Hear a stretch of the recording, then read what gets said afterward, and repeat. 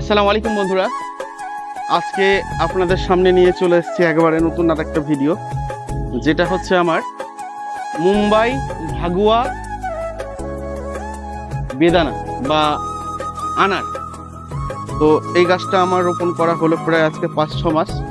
তার মধ্যে গাছটা কতটা বুশি টাইপের হয়ে গেছে দেখতে পাচ্ছেন, এবং এখানে আমার দুটো অলরেডি কিন্তু আনার বা বেদানা পড়ে গেছে। সত্যি কথা বলতে আপনাদেরকে আজকের এই ভিডিওটা করে দেখানোর একটাই কারণ, আজকে এই আনার বা বেদানাটা তুমি দেখাও একটু, কত ছোট মনে হচ্ছে না? কিন্তু মজার ব্যাপার হচ্ছে এই বেদানার সাইজ প্রায় 700 থেকে 1 কিলো। আপনাদেরকে অবশ্যই কিন্তু আমি এরপরে যে ভিডিও হবে অবশ্যই আপনাদেরকে আমি দেখাবো। আর খেতে যে কতটা ভালো মানে বলে বোঝাতে পারবো না। আমাদের এই পশ্চিমবাংলার মাটিতে মুম্বাই ভাগুয়া এত ভালো হতে পারে, কারণ আমি এর আগে যাকে গাছ দিয়েছি তার কাছে আমি কিন্তু দেখেছি প্রায় 600, 700, 800 করে ওজন। তো আমার মনে হয় যে আরো ভালো করে পরিচর্যা করতে গেলে এই ফলের সাইজ আরো বেটার হবে। আর বীজ খুব নরম, শক্ত নয়, একেবারে দোকানের মতো খেতে।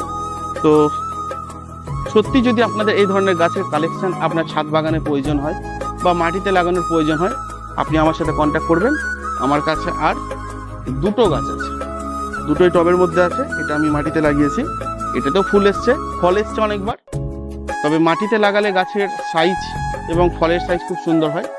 আর টবে লাগাতে গেলে, টবে যদি পরিচর্যা করতে জানেন তাহলে অবশ্যই খুব ভালো হবে ফলটা। তো যাদের প্রয়োজন আছে আমার সাথে কন্ট্যাক্ট করবেন, আমি ঠিক আপনাদেরকে খুব কম দামে গাছ দেওয়ার ব্যবস্থা করবো। তো সবাই ভালো থাকুন, সুস্থ থাকুন। আসসালামু আলাইকুম।